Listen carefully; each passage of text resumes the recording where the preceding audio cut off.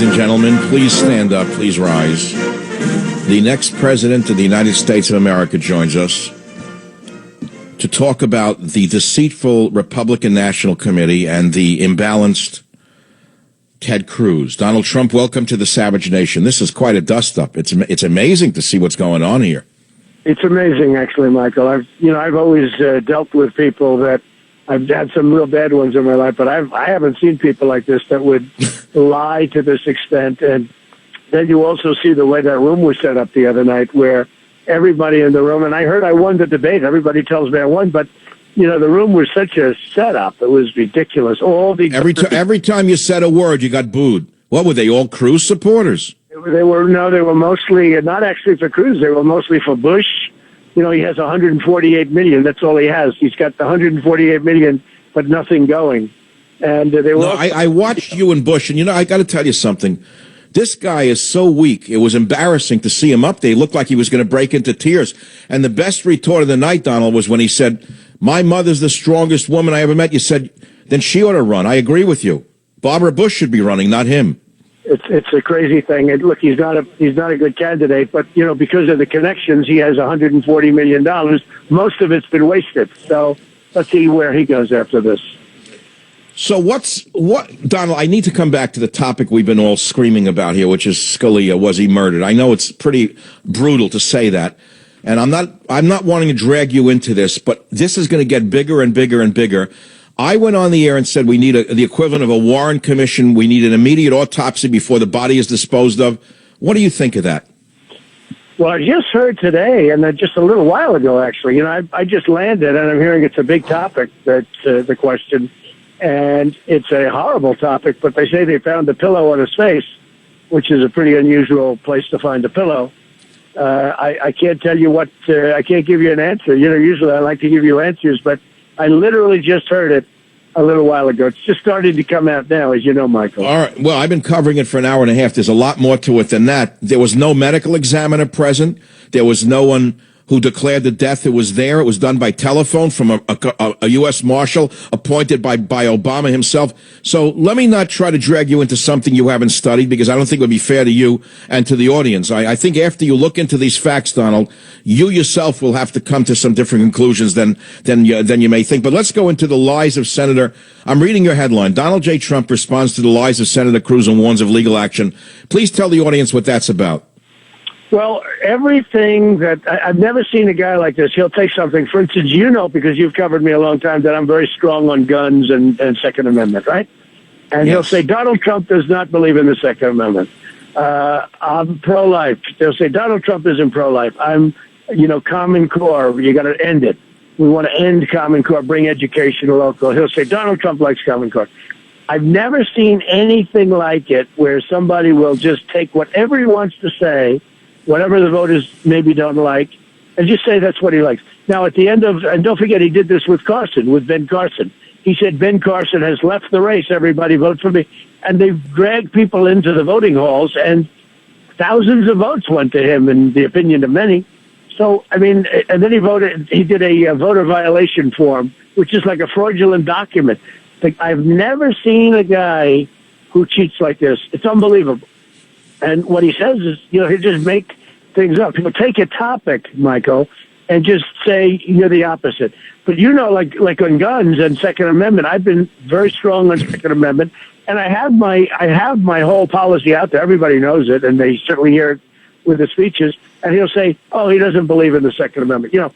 So I have never seen. So I figured I better have a news conference, because I don't want him to do what he did to Carson. He apologized after the election to Carson. That doesn't help. Donald, look, you come from a very tough background as a contractor in New York City, which anyone in the building trades will know is the toughest place on earth to get anything done. You build these amazing skyscrapers. You redevelop railroad yards over a 30-year period. So you've dealt with some really tough hombres over your life. Have you ever seen anything as dirty as politics in your entire life? No, politics is dirty. Cruz is a liar, and I've dealt with liars before, but this one's about the worst I've dealt with. And, he holds up the Bible, Michael, and says, he's this great Christian, but, great Christians don't lie. And he, I've been very surprised by it because I've met some very bad dudes over my life. You understand that. I've met them about as bad as they come. But in terms of, and I've met them a lot tougher than him, much tougher, like day and night. But in terms of the lies, I've never seen anybody that can lie like him. So where do you go from here? You have a debate. Again, the liberal media is setting up Republican candidates against each other to make you look bad. They're dragging you into fighting with each other, and Hillary gets away with it all. What happens next, Donald? Why don't these debates come to an end already? Well, we had a debate. Supposedly, I came out very well in the debate. Drudge and Time Magazine, they do these polls, and I won all the polls and did well. But, it's interesting because the questions that were asked were very provocative questions, and it made the other people go a little bit crazy. And I don't see those questions being asked of the Democrats. In fact, the Democrat debates are so boring. I mean, they're not even watchable. But what about, the death of Scalia? You actually commented on it during the debate. It was the first question.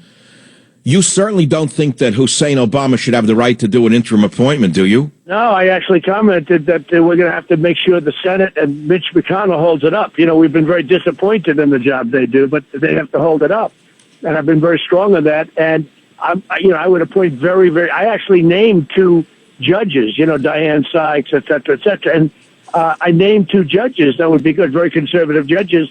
And as an example, Cruz went out and said, I'm going to appoint liberal judges. I'm the only one that named judges. I mean, I will appoint conservative. But he said, Trump is going to name liberal judges.